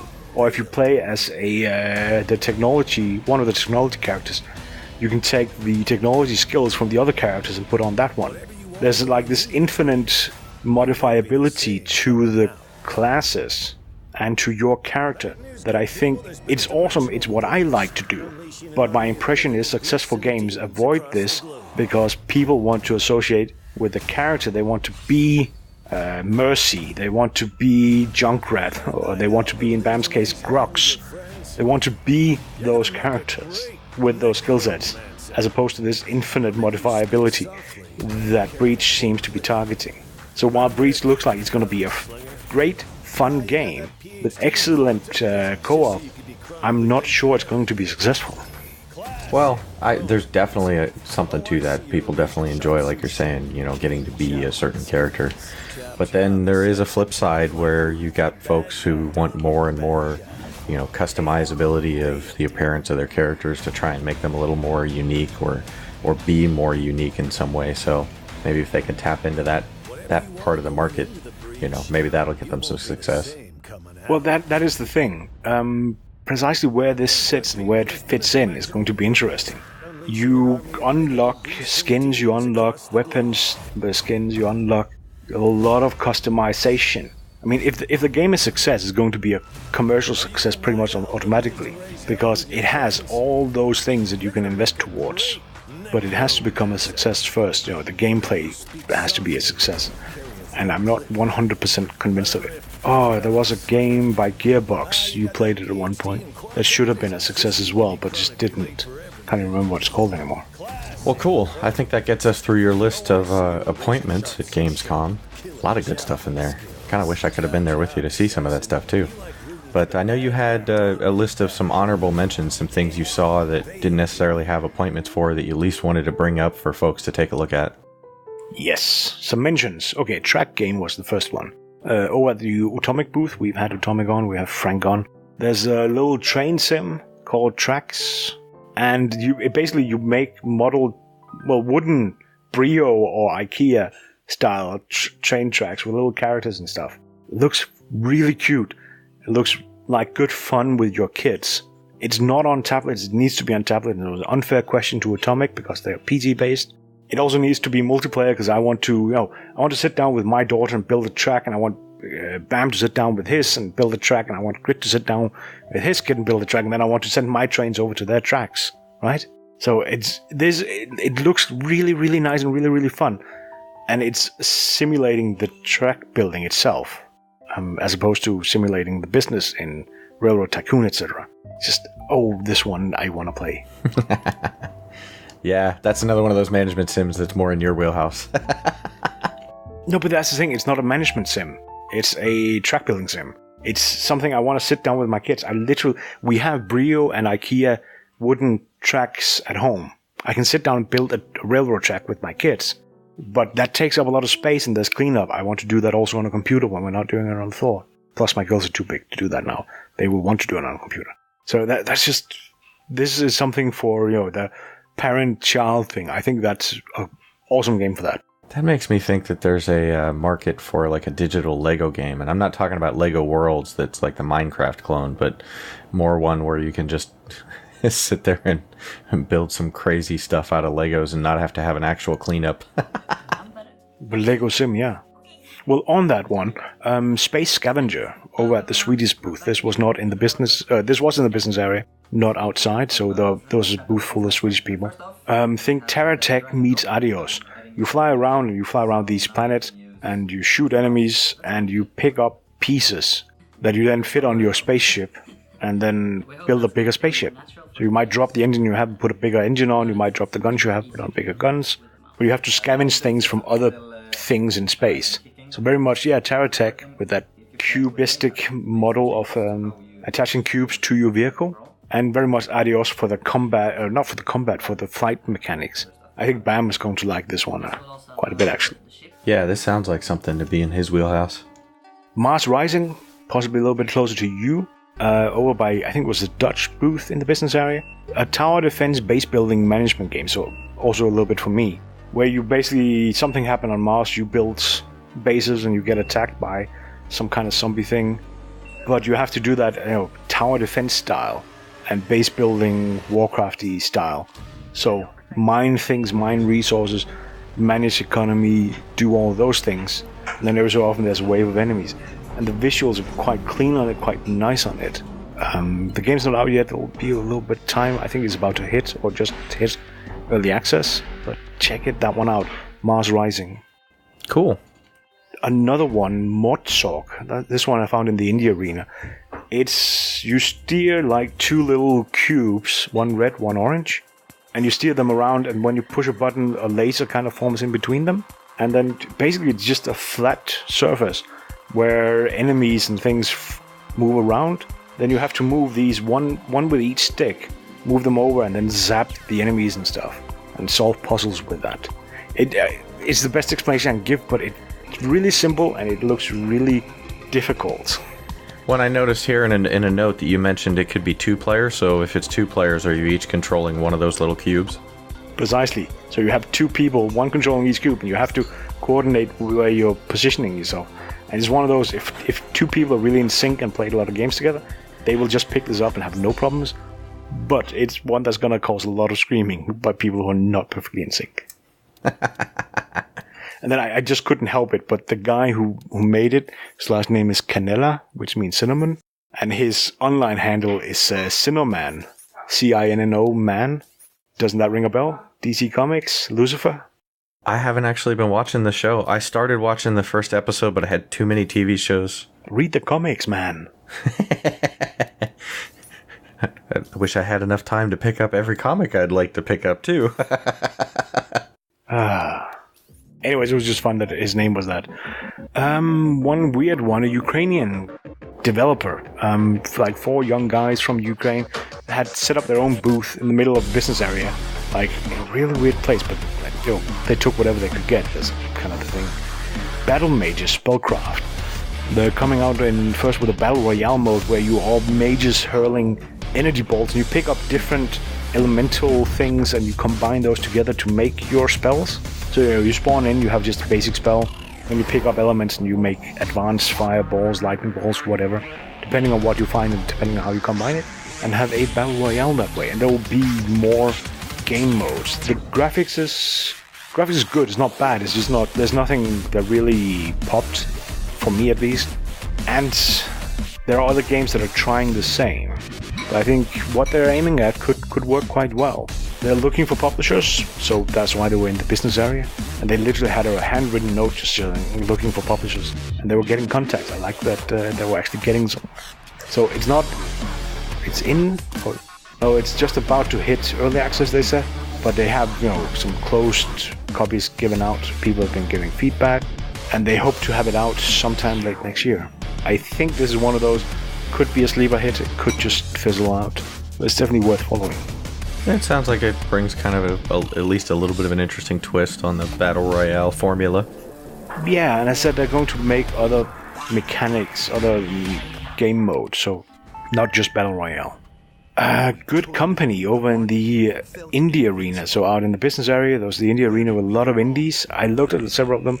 We could keep talking for hours if we did every one of them, but Good Company just hit that nightmare feeling because I hate the company mentality of everybody's just a copy machine. But here you're managing a company. You start in a garage, think 1972 Apple, and then eventually you need to hire somebody to make your parts. Then you need to hire people to hire the people that make the parts. Then you need to hire managers that manage the people that hire the people that make the parts, right? So you build a company that way. Visually, it's very cute, it's very simple, it's very clean. Mechanically, it looks like there's a really good sim in there, company sim.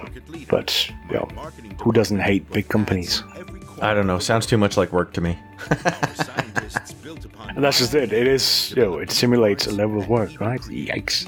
But it looks like a fun enough game. And basically anybody who's into Sims need to check it out, in my opinion.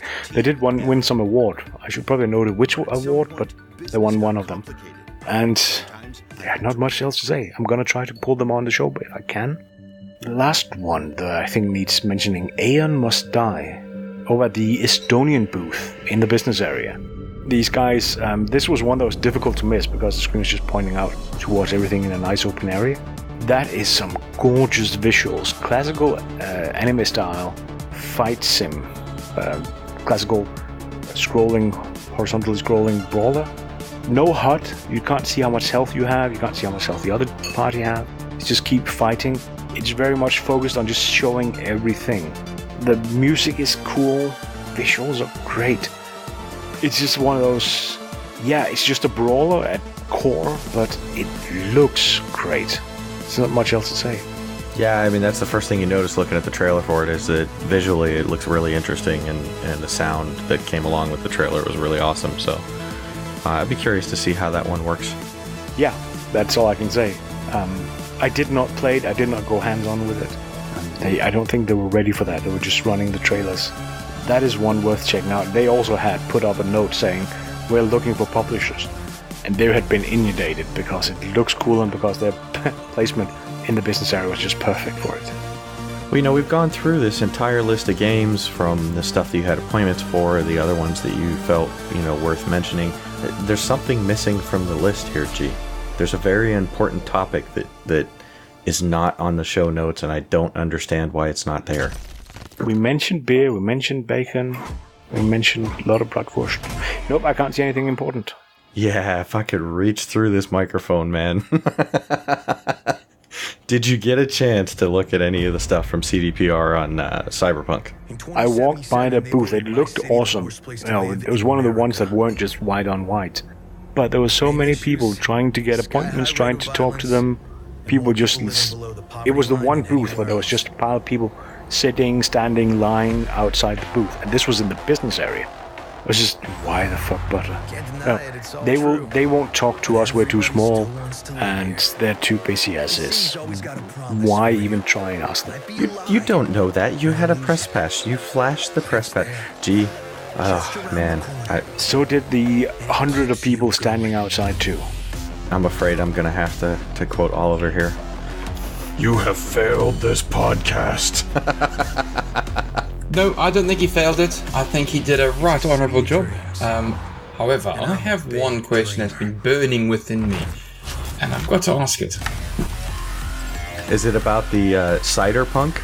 The beers and the cider that they had at the Cyberpunk area? I'll tell you what, that is now becoming a second question. That is now a second priority question. What was the beer and cider like at the CD Projekt Red and stuff like that? But the question I want to ask you, G, is were you aware, whilst Gamescom was going on, that there was a huge, colossal meltdown of the internet once again, thanks to CD Projekt Red and Cyberpunk 2077? So I heard about it, and you sent me a link to some videos about it, so I can catch up. It wasn't discussed there. I did not, I said I heard about it, but it wasn't a topic that anybody really discussed. It was just, one more of those. Carry on. So what you're saying is, in the grand scheme of things, it doesn't really matter. I'm saying the industry doesn't, it isn't that they don't care how things are perceived or how to behave nicely. It is, they are dealing with cases like this all the time, continuously. So they can't, there's just not enough bandwidth for it anymore. Some of them are justified, some of them are not. I don't want to discuss which ones are justified and which ones aren't, because that's going to be a nightmare.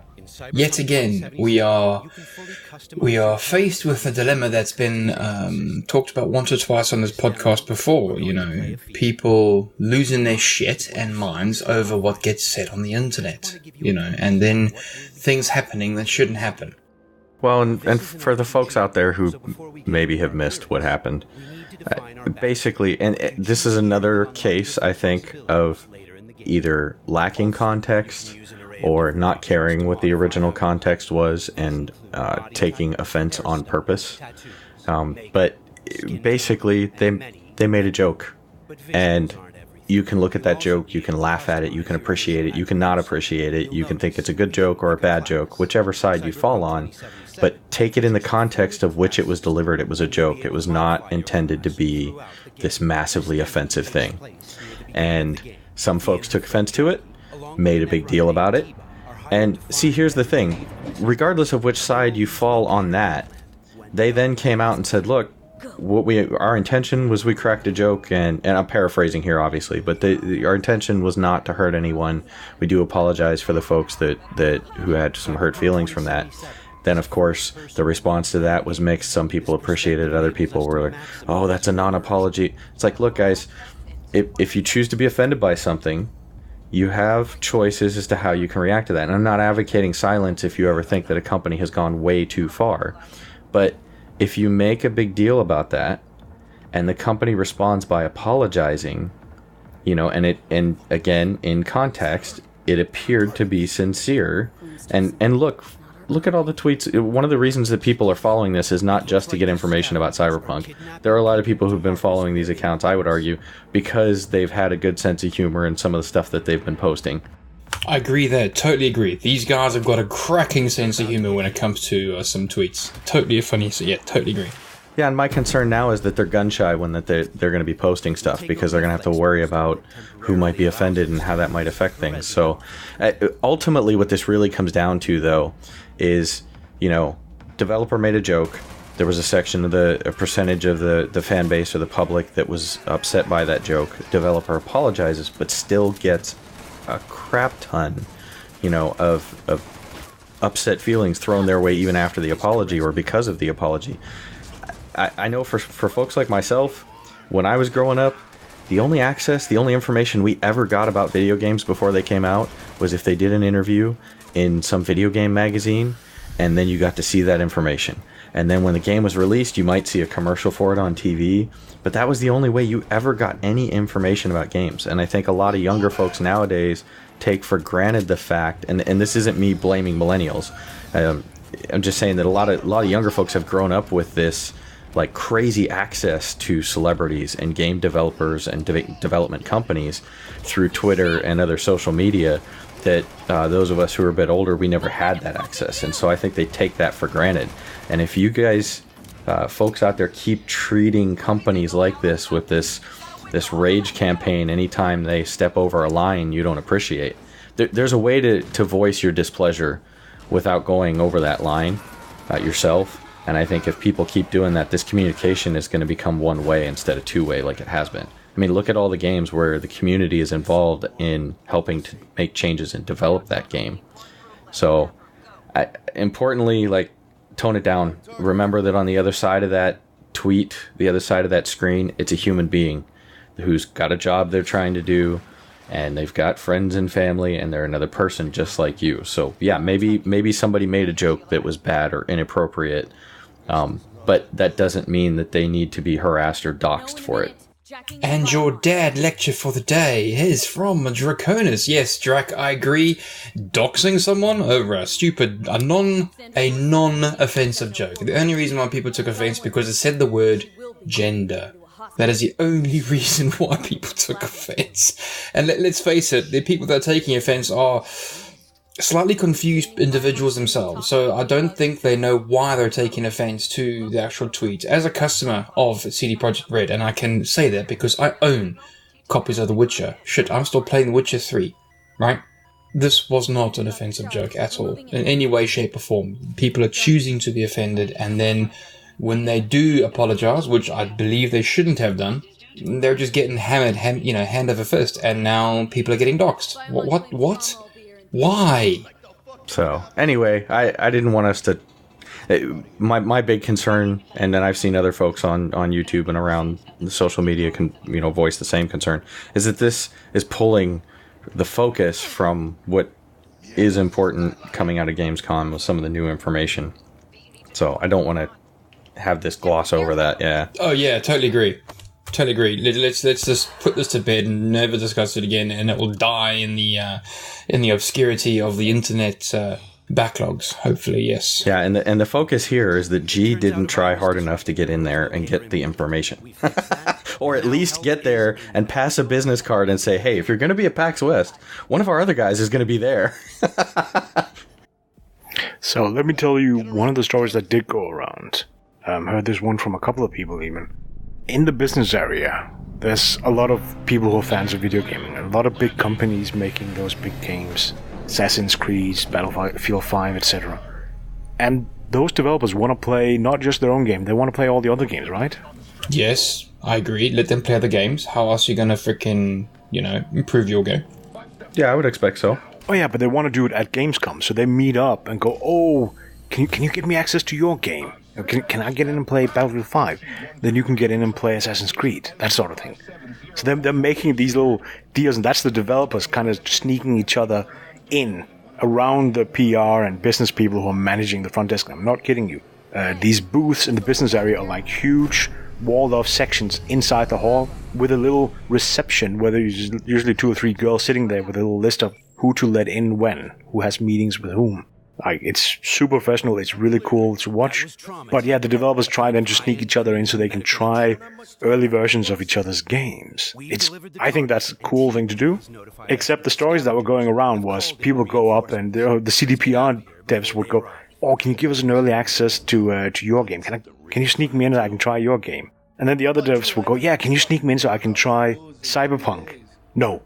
Just no. They can't, because they know if they do it and it gets discovered, gone. They're fired. CD Projekt Red is paranoid. Yeah, CD Projekt Red are always very play the cards close to their chest. Do CD Projekt Red? They're very tight-lipped, which is what Drac was talking about. These people are very fleeting, if that makes any sense. So it was one of those stories that were making the rounds, and I thought that was one of those that was interesting. There's others, but some of them I can't really quite mention. Yeah, the thing is, I mean, I've heard so many good things about, what the game looks like and how it plays. I would love to just get a few minutes, like everybody else out there who's excited for the game, to take a look and see how it feels and what it looks like. And I think we're probably still a couple of years away from release from the things that I've been tracking. So,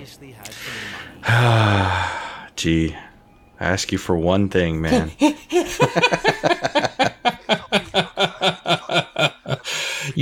you thought about this, perhaps, maybe, Drac? Maybe he didn't want to do it because he wants to hold this over your head, and he actually has done it, and has the information you request, but he's going to drip feed it to you, like one letter a day. He's not below that. He does that sort of thing. It's not beneath him, dude. Seriously, he will. Well, his other nickname, the Evil Genius, not for no reason. I've given you some access that you shouldn't have already. Yeah, but I don't think it's to what I asked for. That's a different thing. I gave you what you needed, not what you wanted. So the last thing I see on the show notes here is NVIDIA RTX. I guess you wanted to get into that a little bit. Should we do that here, or you want to save that for another podcast? Well, I don't know. It's up to you guys whether you want my feedback. Do it. I'm quite keen to figure out what the hell NVIDIA is doing with RTX. Okay, so the big reveal was the day before, so that was Monday. NVIDIA had their little show and tell of the new RTX graphics cards. I didn't even bother again going to them, but I've been following up on all the things that's been shown and said and whatnot. And it's fun that they basically, what's his name, Jensen Huang comes out and says, oh, it's 10 times as powerful as the old ones. No, that's not. But it is interesting because they basically take a regular graphics card and they've added ray tracing to it as opposed to what we saw Intel was trying to do. They were trying in the past to make graphics card that just did ray tracing. And ray tracing is what we see. Ray tracing is how you make visuals for movies, right? Games don't look like movies for good reason. Because they use rasterization, they use some shortcuts and weird ways of making the graphics so they can do it quickly. But for a movie, you don't need to do it quickly. You just need to make it look good. That's the first thing. So NVIDIA has taken ray tracing and added it. They made this hybrid between classical 3D graphics in games and the style that is in movies, ray tracing, for the purpose of taking the most difficult parts of traditional computer graphics, light and shadows, and removing them from the rasterization engine and letting the ray tracing do it because it's for free in ray tracing. It's done automatically in ray tracing. And that's a cool approach. A lot of us were going, we're not going to see ray tracing for years. But this hybrid approach means we can take the toughest part of regular graphics out, give them to another piece of the machine that does them extremely well and extremely cheaply, well, fairly cheaply, and then we can take the rasterization engine and free up all that processing power and apply that to normal graphics. So we can get more resources available for the normal graphics by taking those things out. I'm just a bit wary when they start doing things like that because hybrid systems tend to not work very well. And you're right, because we saw NVIDIA has come out with things like GameWorks in the past. AMD has come out, Mantle became Vulkan, which is still a thing. But they come out every so often with new tech and say, you should use this. And then it goes nowhere. GameWorks exists, it still exists, but there's no GameWorks for RTX cards. Because it's kind of sort of dying, nobody uses it. Well, yeah, I agree. When it comes to new tech being out, if there's no sort of major adoption across the field with it, then it's just gonna die, and no one's gonna use it. Yeah, this ray tracing with shadows and lights and stuff, it sounds good. Now, only for a huge game company to actually use it and then continue to use it, and then you've also got the added headache of, this is new tech. Do they know how to use it efficiently? Do they know how to use it effectively? Do they know how to, price the costings with it? Yes, extra graphical freaking bits and pieces and extra memory to store bits and pieces here and there and whatever have you. But I don't know enough to comment on all of it. I'm just a bit wary when it comes to new tech that there's not going to be, teething issues with regards to it. So we'll have to wait and see. Oh, and I'll say from the videos that I saw where they were comparing graphics for things like Battlefield 5 and Rise of the Tomb Raider, I think it was. It's impressive. It's I don't know that I would go so far as to say that it's mind-blowingly impressive, just that it's impressive. I don't think, at least for myself, that it would be worth the price tag of upgrading just yet.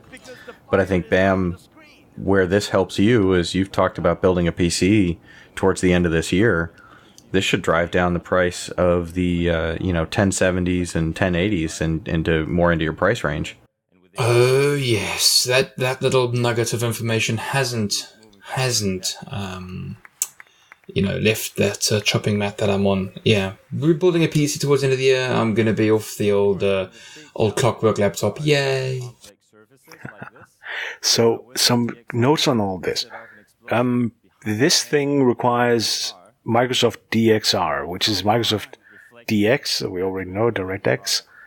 And then DXR is their new thing for ray tracing. Supposedly you can do that already on current 10 series graphics card from NVIDIA, as well as the Vega series from AMD, but it's really slow and not good. And to get all of it going the way it should go, you need NVIDIA graphics card at this point. The only two who's gone forward to make a game is, Shadow of the Tomb Raider and Battlefield 5. The only two in the pipeline with announced support. There's a reason for that. They can afford putting money into it, particularly because NVIDIA is actually putting money into them doing it. Smaller companies can't.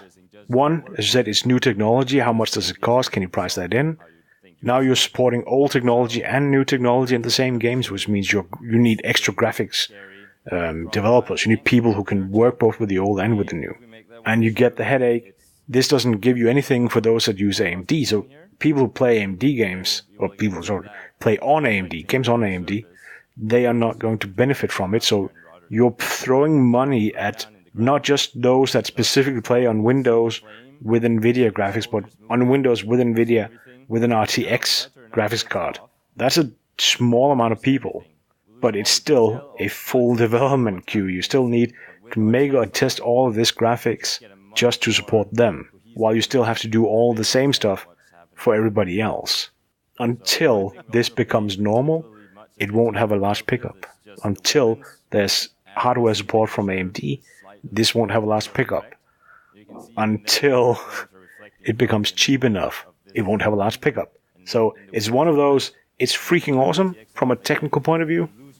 And G's just described the exact reasons why I will never ever buy a Mac. Poor you. Now, the one part that there's a couple other bits, but let's take one of the cool bits first. Foveated rendering. People like to talk about the ray tracing. The one that really gets me is foveated rendering in hardware. For those that don't know, foveated comes from field of view, FOV. It means you render at higher quality where people are looking. There are 3D VR goggles that does this for you. But in most games on a computer, that means we only render the central part of the screen at a high resolution, and we render all the other bits at a low resolution. People don't look at the corners of their game. Let's render that at a low resolution. That one thing is going to add a lot of... it's going to remove a lot of overhead, let's put it that way. It's going to give some extra breathing room to render the bits that are important. And then you go, well, that makes bits of it look bad. Well, that's where the whole TensorFlow, they're adding a tensor core. They're adding machine learning and deep learning to the graphics card. So they can teach the graphics card, the machine learning part of it, how to make all the ugly, low-quality graphics look better, as well as how to do aliasing or anti-aliasing. So there's an AI, they call it. I think that's a terrible word for it. There's a machine learning, a deep learning core, whose only job is to figure out how to make the graphics look good, and particularly how to take any specific game and process the heck out of it so that it looks as good as it can. I.e., you send your game to NVIDIA, they run it at extreme resolutions, and then at low resolution, and then teach the machine learning how to turn the low resolution visuals into high resolution visuals, and then apply that. So when you're playing on a lower end machine, that tensor core can do all of that and can kind of upgrade somewhat the visuals and give you a better result, particularly when you're then dealing with things like foveated rendering. Take all the low quality bits and upgrade those. I don't know, dude. Sounds like a whole lot of ones and zeros to me. It is, and it's really weird.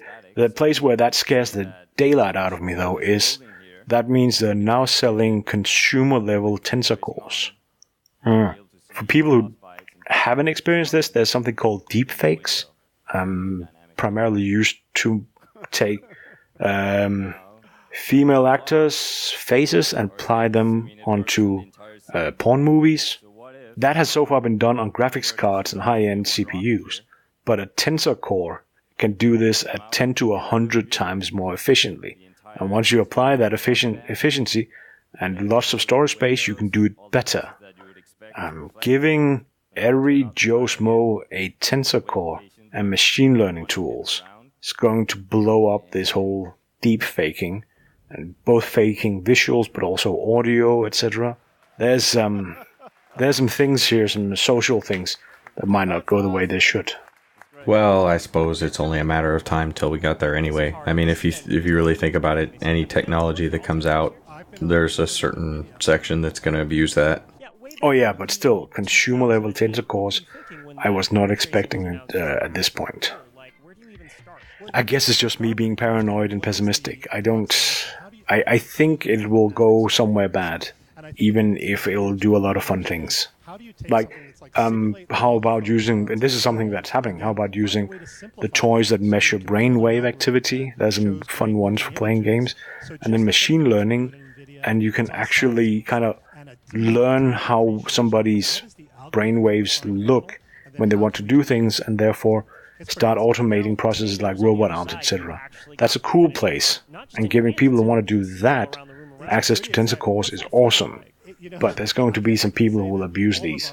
Oh my god, he's going Skynet/Minority Report on us. Oh my god. Skynet, nowhere near Skynet, don't worry. But yeah, that was kind of my takeaway from the NVIDIA things. Graphics are going to, it's not 10 times faster, it's about 1.2, 1.3 times faster, which is why, Drac, you're right. You upgrading now makes no freaking sense, because you'd have to upgrade to a 2080 or 2080 Ti, and for the games you're playing, you're only going to get 20 to 30, perhaps 40% if you go for the Ti improvement, because they don't make use of all these fancy new, the RTX cores, the tensor cores, etc. They're just using the rasterization, and therefore they're only getting that bit of improvement there. So yeah, for somebody who has a 1080 or 1080 Ti or Titan, not worth it in my opinion. But for people who want specifically to play Battlefield 5 on a PC with everything, yes. Or for people who are looking to build a computer, the 10 series, as you say, is coming down, but the 2060, the smallest of the RTX, actually looks interesting as well. I'm just going to go with AMD. Done. Cheaper. Boom.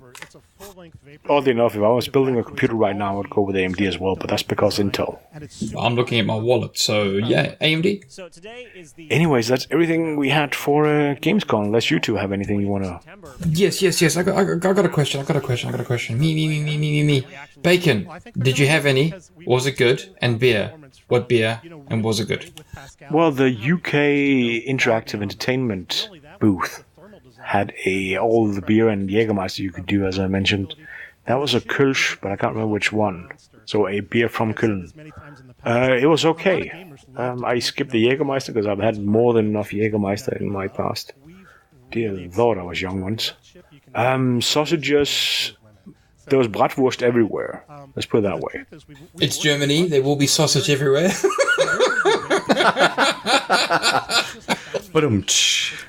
But at the barbecue garden, I'm just skipping, I'm sorry.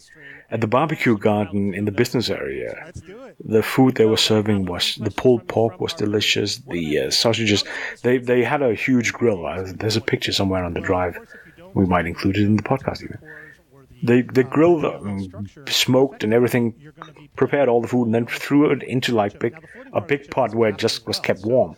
All of it together, so they would reach in and grab some pulled pork out. Right next to it, there were the smoked sausages. So all that flavor kind of got mixed together. That was some delicious foods. Damn it, G, I'm drooling again. What? Well, hang on. Wait. This is where I get a bit worried about how G uses his words, right? He says there was sausage everywhere, and a guy just reaches in and pulls his pork. And I'm like, hang on. Wait a minute. Whoa. It doesn't. It sounds delicious, but I'm thinking, hang on a minute, what's he actually saying here? And I liked, after seeing Curve Digital and getting that food token, I went and had some more sausage. I like how he just glosses over and completely ignores the juvenile jokes. I mean, he knows where I'm trying to take it. He knows where I'm taking it. He knows where I'm taking it. He's like, fuck you, Bamm. I'm not going there, Bamm. Not today, Bamm. No. Well, I think G's right. This might be our first 2-hour episode when this is all said and done. So that has been... Yeah, that's been Bamsters at Gamescom. And, G, I want to thank you for going. Well, I guess kind of thank you a little bit, since you didn't really do the original task I sent you there for. But you did come away with a lot of information, so... I can just say I loved every minute being in the business area, not in the entertainment area. And I am so sad we're not going to EGX. I really hoped Bamm and I would get a key, press pass to go to EGX. We didn't. And, enjoy PAX, even though I know it won't be the same. It'll be interesting. Never been there before, so I'm only going to be there for about a day and a half before I have to fly back. The passes went on sale when I was on vacation in Ireland earlier this year, so I had to pull over to the side of the road and try and buy passes on my phone. Missed out on Saturday, but yeah, I'll be there Sunday and part of Monday before I've got to get back on a plane. Yeah, and as I understand, they don't have a business area the way Gamescom does, so... And I said, EGX looks like it's going to be great fun. Do you see what he's doing there, Drac? He's like saying, meow, meow, meow. Gamescom's better than PAX West. Meow, meow, meow. Well, from the food and beer tents, I'd say better, too. Drac, I'm sure you can find places like... I'm sure there's some Polish people there who give you free vodka, all that you can drink. I'm sure THQ and Nordic are also there with all the free bars that you can want from 5 to whatever. And I'm sure there's some awesome parties, and we had TennoCon at Gamescom. I didn't attend because that was Thursday night. I'm sure there'll be plenty of things for you to do. Yeah, I'm just there for such a short time. We'll see what I manage to find and worm my way into, but I'm not much of a vodka person myself. I mean, I could drink it if that's my only option, but I'm more for, whiskey, beer, and cider, so... Yeah. I mean, I don't know if the caffeine guys are there. I met up with one of them and just had some beer. That was good fun. Well, cool. On that note, I think we probably need to close this out. This is going to be in a regularly long one, but hopefully a lot of good information that you guys have enjoyed. And I'll say for myself at least, thanks for hanging with us. And this is Draconis. Adios. And from G, who's still recuperating from walking about 8 to 9 kilometers every single day at Gamescom and having a lot of meetings. Yeah. Talk to you soon. And from myself, Bamm, guys, much love. See you all in the next episode. Toodle pip.